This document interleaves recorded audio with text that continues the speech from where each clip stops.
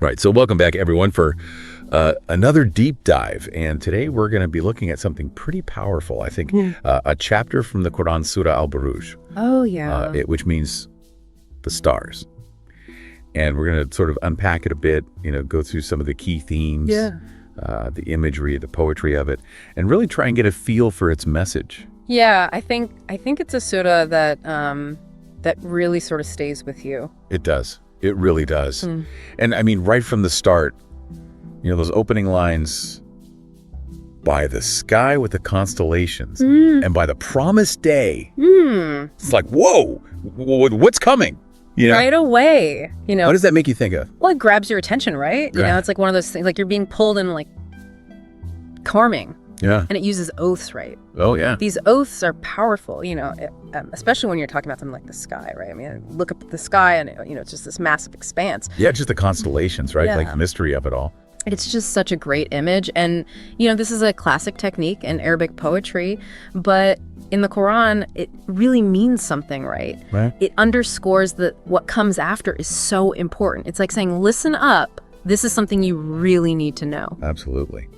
And then, we move on. We get to verses like 4-7, and we get this story, this really powerful story, and it talks about the people of the trench. Yeah. And this fire and the terrible things that were done to these believers. Right. Have you ever heard of the story before? Oh, yeah. This is one of those stories that's just, it really captures just like the struggle for faith, I mean, it's a story about persecution and how people have endured the most terrible things just for believing in something. I mean, the people of the trench, they were known for burning believers alive in a trench filled with fire. Oh, wow. Just horrific stuff.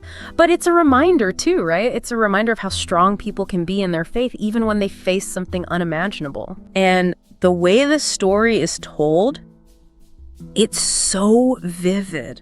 The imagery. You've got the persecutors just sort of standing around the fire, all casual, and then you've got these believers, facing this horrible fate. It's like this contrast. It's so striking. Yeah, and it really drives home the intensity of the whole thing. Yeah, and it's hard not to think about how these kinds of things are still happening in the world today, right? Oh, absolutely. People are still being persecuted for what they believe in. Yeah. I mean, it's a message that goes beyond just time and place. It does, and that's why verses 8 and 9, they're so important. They highlight that the believers, they were persecuted for their faith in Allah. Right. And that Allah ultimately has sovereignty over everything. Yeah. It's about knowing that even when things are at their worst, that there's a higher power. Right, like that unwavering faith. Exactly. Trust in something bigger than yourself, even in the face of, unimaginable trials.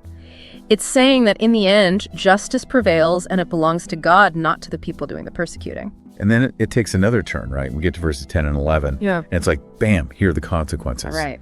Laid out. You've got the punishment for those who persecute and then the rewards for those who stay true to their faith. Right. It talks about this torment, this like hell. And then it's like, but there's also this beauty, these gardens with these flowing rivers. And it's almost like saying, hey, these are the choices. It's a powerful reminder, right? That everything we do, it has consequences. Not just in this life, but, the afterlife too. It's this core concept in Islam, accountability. We're constantly making choices that are shaping our destiny. And the surah, it's like a guidepost, right? Yeah. It's urging you to choose faith and righteousness. And it's not just about avoiding punishment, it's about finding this inner peace, this fulfillment. Yeah, and they make it so clear. Yeah. You have this image of hell, and then you have this image of the garden. And that imagery, it's not accidental. It's supposed to hit you on like a gut level.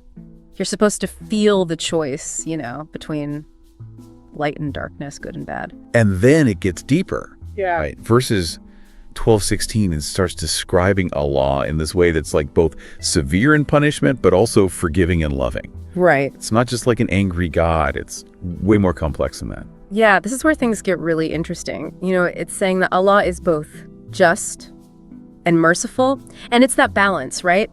That tension between those two things. On the one hand, you have to acknowledge the consequences of your actions, and on the other hand, you have to have faith in God's unlimited capacity for forgiveness and love. It's like this fundamental truth of faith. It's a really beautiful concept. And then you get these stories of Pharaoh and Thamud, right? Yes. These figures from history who also rejected the truth. Yeah, they're like these warnings from the past.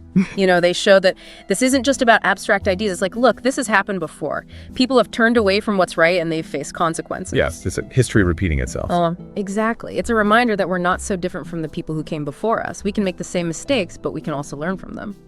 And then we get to the end, verses 20-22, and the focus shifts to the Quran itself.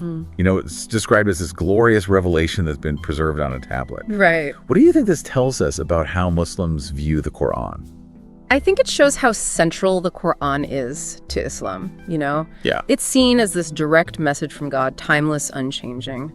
And the image of it being preserved on a tablet really emphasizes that permanence. It's like this ultimate source of authority and guidance. And, I think the idea of a preserved tablet, it's more than just a physical thing.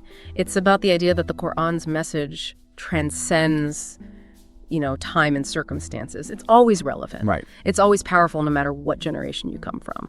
So it's like, if we were to summarize this Surah Al-Buruj, it's really about faith. It's about perseverance in the face of hardship.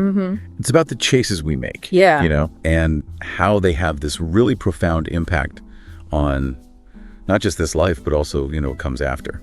It's all connected. Yeah. What I find so amazing is the way it uses this imagery and these stories. You're not just reading a list of rules. It's like you're pulled into this narrative that makes you feel the weight of these ideas. It's powerful stuff. So I guess the question for anyone listening is, what part of this surah really resonated with you? Right. Is there an image or an idea that just stuck with you? I think that's worth reflecting on. How do these ancient words still speak to us today? It's fascinating. Absolutely. And I think for anyone listening who's curious, this deep dive is just the beginning. There's so much more to explore in the Quran. It's a text that's full of beauty and wisdom and insight. So definitely worth diving into. Yeah, absolutely. Yeah. All right. Well, thank you for joining us on this deep dive. Thank you. And we will see you next time. Sounds good.